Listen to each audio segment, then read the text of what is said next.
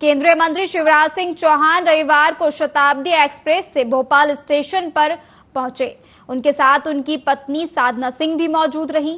केंद्रीय मंत्री शिवराज सिंह चौहान का दिल्ली से भोपाल लौटते हुए स्टेशनों पर जबरदस्त स्वागत किया गया। मुरैना रेलवे स्टेशन पर समर्थकों ने उनका जबरदस्त अभिवादन किया। स्टेशन पर कार्यकर्ताओं की भीड़ उमड़ पड़ी। भीड़ को कंट्रोल करने के लिए पुलिस को खासी मशक्कत का सामना करना पड़ा। इस दौरान पूर्व सीएम और अब केंद्रीय मंत्री शिवराज सिंह का जबरन अंदाज देखने को मिला। उन्होंने ट्रेन के गेट पर खड़े होकर कार्यकर्ताओं का अभिवादन स्वीकार किया। उनके पीछे उनकी पत्नी साधना सिंह भी खड़ी दिखी। गौरतलब है कि केंद्रीय कृषि मंत्री बनने के बाद वे पहली बार भोपाल वापस आए।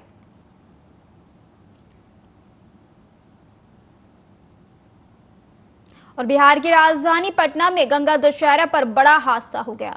यहां गंगा नदी में 17 लोगों से भरी नाव पलट गई। हादसे में 11 लोगों को बचा लिया गया, मगर 6 लोग अब भी लापता हैं, जिनकी तलाश की जा रही है। रेस्क्यू ऑपरेशन में एसडीआरएफ को लगाया गया है। आपको बता दें, एसडीएम शुभम कुमार ने बताया कि उमानाथ घाट से श्रद्धालुओं को लेकर दियारा जा रही नाव गंगा नदी में पलटी। 6 व्यक्ति लापता हैं। तलाशी अभियान जारी है। यहां छोटी नाव पलट गई। नाव पर 17 लोग सवार थे, जिसमें से 11 सुरक्षित हैं और 6 लापता हैं। एसडीआरएफ की टीम रवाना हो गई है। वे यहां पहुंचने वाले हैं। तलाशी अभियान जारी है। एसडीएम शुभम कुमार ने बताया, यहां छोटी नाव पलटी थी, जिसमें कुल 17 लोग सवार थे। हादसा जो है अभी तो हो गया, 1.5 घंटे हो गए। इससे पहले 1.5 घंटे पहले यहाँ पे हादसा हुआ और नाव जो है, जो छोटी नाव है, वो पलटने का जो है इसमें 17 अभी जो कंफर्म हुआ है कि 17 जो है लोग थे। इसमें से 11 लोग जो हैं वो बाहर निकले हैं। 6 लोग अभी लापता हैं। एसडीआरएफ की टीम जो है हमारी खुशबूपुर से निकल गई है।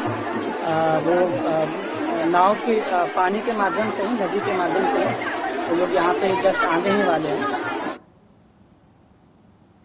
और आप नेता सौरभ भारद्वाज ने कहा कि नीट एग्जाम में बड़े स्तर पर धांधली हुई है।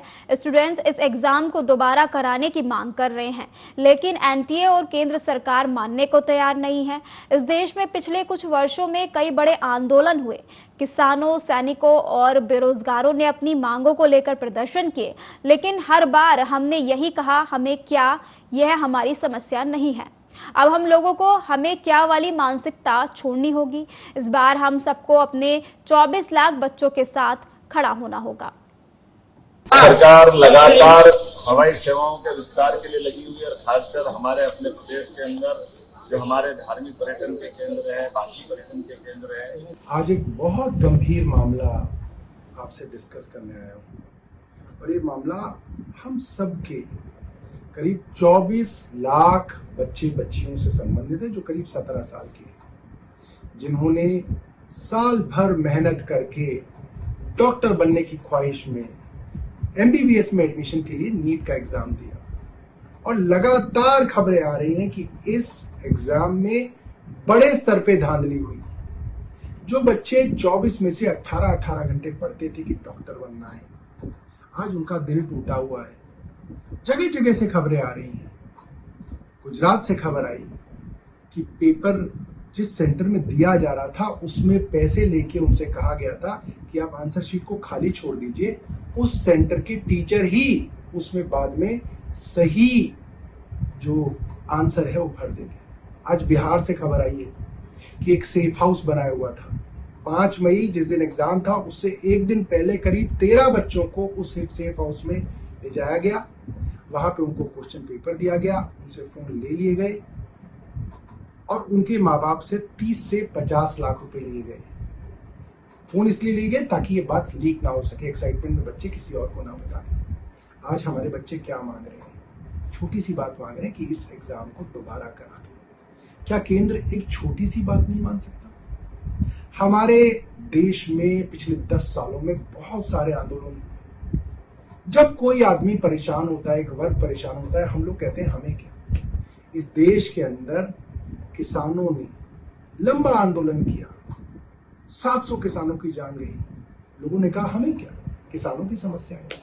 इस देश की सेना में काम करने वालों ने 1 रैंक 1 पेंशन के लिए इसी जंतर मंतर पे प्रदर्शन किया। लोगों ने कहा हमें क्या। देश के डॉक्टरों ने प्रदर्शन किया, पुलिस के साथ मारपीट हुई, हमने कहा हमें क्या। वकीलों ने प्रदर्शन किया, वकीलों के साथ पुलिस ने मारपीट की, लोगों ने कहा हमें क्या। छात्र तो आम तौर पर प्रदर्शन कर रहे हैं, बेरोजगार लोग प्रदर्शन कर रहे हैं। आए दिन बड़े बड़े एग्जाम, नौकरियों के, रेलवे के आदि हर तरीके के एग्जाम लीक हो जाते हैं। कई कई साल मेहनत करने वाले युवा दर दर भटक रहे हैं, न्याय मांग रहे हैं, न्याय नहीं मिल रहा। मैं आप सब लोगों से निवेदन करना चाहता हूं कि जो हमें क्या वाली जो हमारी सोच है, इससे देश का बहुत नुकसान हो रहा है। आइए अपने 24 लाख बच्चों के लिए खड़े होइए, वरना इस देश की साख खत्म हो जाएगी। आज यूएस, यूके, यूरोप में भारतीय डॉक्टरों की मांग इसलिए है क्योंकि यहाँ का एग्जामिनेशन सिस्टम, यहाँ का कॉम्पिटिशन सब लोग मानते हैं। इस तरीके के मामलों से देश की साख में बट्टा पड़ रहा है। और हम मध्य प्रदेश के मुख्यमंत्री मोहन यादव ने कहा, मध्य प्रदेश सरकार लगातार हवाई सेवाओं के विस्तार के लिए लगी है। खासकर हमारे यहाँ जो धार्मिक, ऐतिहासिक, पौराणिक पर्यटन के केंद्र हैं, वहां यात्री सुगमता से यात्रा करें। इसके लिए आज 2 ज्योतिर्लिंग के लिए हेलीकॉप्टर सेवा शुरू की गई है। उज्जैन, ओंकारेश्वर, भोपाल, इंदौर से हेलीकॉप्टर सेवा शुरू हुई है। आने वाले समय में यह सेवा और बढ़ेगी। आज फादर्स डे है, हम सब बाबा महाकाल के पुत्र हैं। ऐसे में बाबा महाकाल के चरणों में यह सेवा समर्पित है। सरकार लगातार हवाई सेवाओं के विस्तार के लिए लगी हुई है और खासकर हमारे अपने प्रदेश के अंदर जो हमारे धार्मिक पर्यटन के केंद्र हैं, बाकी पर्यटन के केंद्र हैं और कई ऐतिहासिक, पौराणिक और पुरातात्विक महत्व की अलग अलग प्रकार के स्थान हैं। इन स्थानों पर सरलता से, सुगमता से यात्री कम समय में जाकर के जल्दी से उसको अध्ययन करे, देखे, श्रद्धा व्यक्त करे। इसी की शुरुआत में आज 2 ज्योतिर्लिंग के हमारे 2 ज्योतिर्लिंग के लिए हेलीकॉप्टर सेवा चालू हुई है। उज्जैन, ओंकारेश्वर, भोपाल, इंदौर के 2 हेलीकॉप्टर के माध्यम से सेवा शुरू हुई है। आने वाले समय में हेलीकॉप्टर और बढ़ते जाएंगे और सेवाओं का विस्तार होगा। मेरी अपनी ओर से इस अवसर पर मध्य सरकार की ओर से आप सबको बधाई। आज फादर्स डे भी है। हमारे लिए बाबा महाकाल के चरणों में यह एक तरह से सेवा समर्पित है। हम सब पुत्र हैं उनके, वो हमारे पिता हैं और मैं उम्मीद कर रहा हूँ कि जिस प्रकार से विकास का कारवां चल रहा है, 3 दिन पहले हमने अपने 8 शहरों के लिए एयर टैक्सी की सौगात दी थी, आज हेलीकॉप्टर सेवा हमने शुरू की है। एयर एम्बुलेंस की सेवा हमने पहले से जारी रखी थी। इसी प्रकार से विकास के लगातार आयाम बढ़ते जाएंगे। मेरी अपनी ओर से आज गंगा दशहरे के अवसर पर शिप्रा जल गंगा अभियान का आज हमने अंतिम दिन पिताजी का आशीर्वाद भी लिया है। जितने प्रकार से काम खोले गए हैं प्रदेश भर में, लगभग 4000 करोड़ के विभिन्न कामों की मंजूरियां दी गई है और 6 लाख से ज्यादा जन भागीदारी के इस समय सबके सहअस्तित्व का नगरपालिका द्वारा 1.5 करोड़ रुपए की राशि से सड़क निर्माण किया जाएगा। पीतल मील से माधवगंज, माधवगंज से बड़े बाजार से रामलीला चौराहा और माधवगंज से नीमताल तक सड़क का निर्माण किया जाएगा। कांच मंदिर से बड़े बाजार तक बनने वाली सड़क का विदिशा विधायक मुकेश टंडन और नपा में सांसद प्रतिनिधि राकेश शर्मा ने भूमि पूजन किया। भूमि पूजन में विधायक मुकेश टंडन ने कहा कि विदिशा शहर की सड़क शीघ्र ही बन जाए, ऐसी कार्य योजना बना रहे हैं। शहर में कई जगह निर्माण कार्य चल रहे हैं, आज में इसकी शुरुआत की गई है। हम सब मिलकर विदिशा शहर को आदर्श शहर बनाने की और भूमि पूजन कार्यक्रम में बड़ी संख्या में भारतीय जनता पार्टी के नेता, नपा के कर्मचारी और जनप्रतिनिधि मौजूद रहे। माननीय मुख्यमंत्री जब आदरणीय भाई साहब शिवराज सिंह जी चौहान थे, उस समय 1.5 करोड़ रुपए विशेष निधि विदिशा के विकास के लिए उन्होंने दी थी। उससे आज उससे डम्बर रोड का यहाँ पर कार्य प्रारंभ हो रहा है। विदिशा शहर की सड़कें शीघ्र ही बन जाएं, इसकी कार्य योजना बन रही है। अभी एमपीआरडीसी द्वारा भी हमारे ढोलखड़ी से लेके विवेकानंद चौराहे तक सड़क निर्माण का कार्य प्रारंभ हुआ है। चूँकि वहाँ नगर पालिका ने मुखर्जी नगर तक सड़क का निर्माण किया है, तो उतने पोर्शन को रामलीला चौराहे से बजरिया की तरफ बढ़ाया जाएगा। साथ में अहमदपुर जो चौराहा है, जिसको अंबेडकर जी का चौराहे के नाम से जाने जाते हैं, वहाँ से लेके अहमदपुर तक एक 42 करोड़ रुपए की 7 मीटर की सड़क भी स्वीकृत हो गई है। उसका कार्य भी 2-4 दिन में प्रारंभ होने वाला है। वो पूरा माननीय पूर्व मुख्यमंत्री जी शिवराज सिंह चौहान साहब जब मुख्यमंत्री थे तब उन्होंने विशेष निधि से ये रोड स्वीकृत करवाई थी, जिसके लिए 1.5 करोड़ रुपए की राशि स्वीकृत हुई है। उसके लिए ये हरी फाटक से माधोगंज से बड़ा बाजार से रामलीला और एक दूसरा पैरेलल रोड माधोगंज से लेके नीमताल तक। खबर बैतूल के मलतई से है, जहां आगामी 17 जून को मुस्लिम समुदाय द्वारा मनाए जाने वाले बकरा ईद के त्योहार को लेकर समाज के प्रबुद्ध जनों की बैठक बुलाई गई। बैठक में बकरा ईद त्योहार को शांतिपूर्वक हर्षोल्लास के साथ मनाए जाने और ईद के दिन नमाज के सहित अन्य जरूरी जानकारी से अवगत कराया गया। ईद के दिन साफ सफाई, पेयजल, शौचालय सहित कब्रिस्तान के सामने ट्रैफिक व्यवस्था बनाने प्रशासन से सहयोग मांगा गया। इस अवसर पर एसआई सोनम साहू को अल्फैज वेलफेयर सोसाइटी की तरफ से एक ज्ञापन देकर ईद के दिन व्यवस्था बनाने की मांग की गई।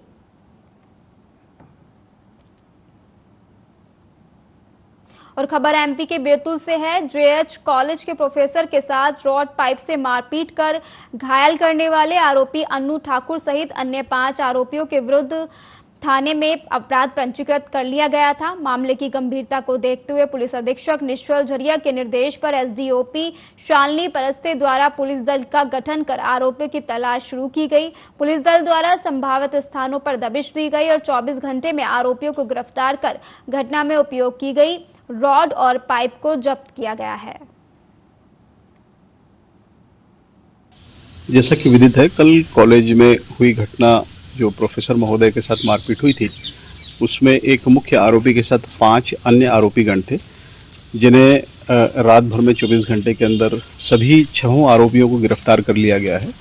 कुछ 2 आरोपी जो जिले के बाहर भी भाग चुके थे, उन्हें भी जो है गिरफ्तार किया गया है और बाकी 4 आरोपी जिले के अंदर ही मिले हैं।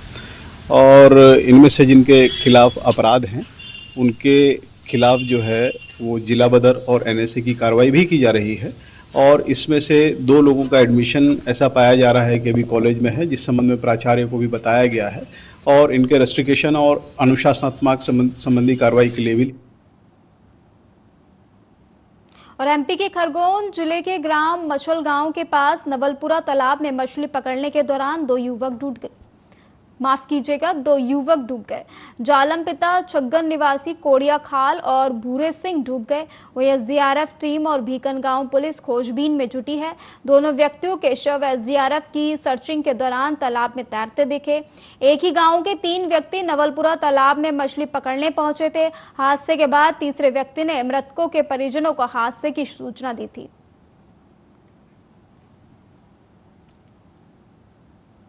मध्य प्रदेश में बहुचर्चित नर्सिंग घोटाले से जुड़ी बड़ी खबर सामने आई। नर्सिंग घोटाले के 2 आरोपियों को जबलपुर हाईकोर्ट से अग्रिम जमानत मिल गई। इन आरोपियों के खिलाफ फर्जी नर्सिंग कॉलेज को मान्यता देने के मामले में सीहोर जिले में एफआईआर दर्ज हुई थी। सीहोर कलेक्टर के निर्देश के बाद दोनों पर एफआईआर दर्ज की गई थी। सीहोर कलेक्टर से छात्रों ने फर्जी कॉलेज को लेकर शिकायत की थी। आपको बता दें, गांधी मेडिकल कॉलेज के डायरेक्टर हरि सिंह और स्टाफ नर्स नेहा सोनी और अन्य पर एफआईआर दर्ज हुई थी। डॉक्टर हरि सिंह मकवाने और नेहा सोनी ने फर्जी निरीक्षण रिपोर्ट बनाकर दर्जनों फर्जी नर्सिंग कॉलेजों को मान्यता देने में अहम भूमिका निभाने का आरोप लगाया।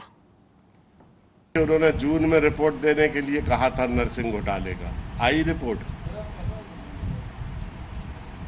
4 जून तक उन्होंने कहा था कि हम इसकी रिपोर्ट दे देंगे। अभी तो बैठक ही नहीं हो पाई उनकी, जो सदस्यों की कमेटी बनाई है।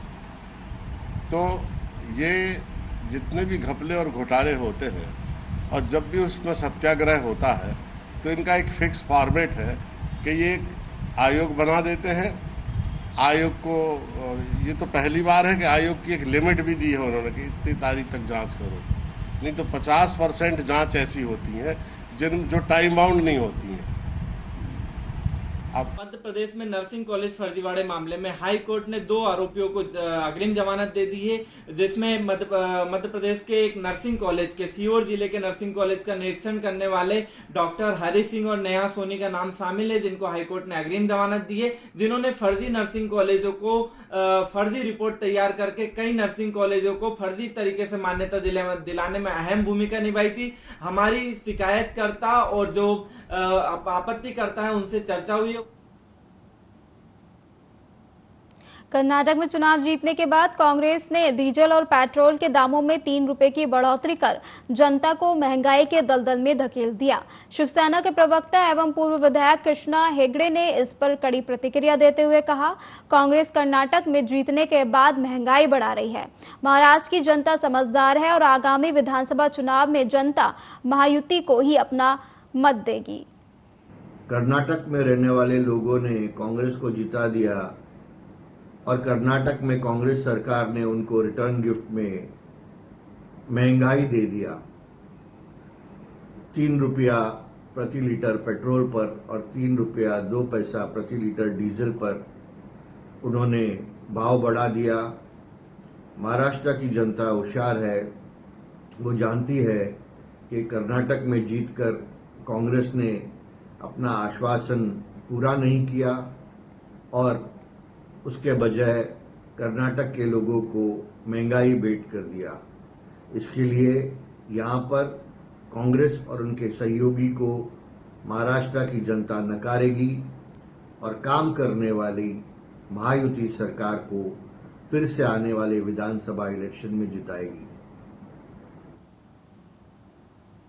यूपी के अलीगढ़ में ईद उल अजहा की नमाज और कुर्बानी को लेकर शहर मुफ्ती ने गाइडलाइन जारी की। पिछले साल की तरह इस बार भी ईद उल अजहा का त्योहार मनाया जाएगा। ईद की नमाज ईदगाह में 2 बार अदा की जाएगी। पहली नमाज 6:15 बजे और दूसरी 7 बजे अदा की जाएगी। शासन की गाइडलाइन के अनुसार सड़कों पर ईद की नमाज होगी।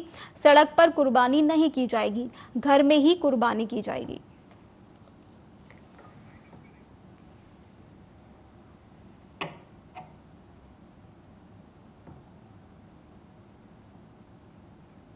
फिलहाल खबरों के सिलसिले में मेरे साथ इतना ही। तमाम बड़ी खबरों के लिए आप देखते रहिए आर्या न्यूज। नमस्कार।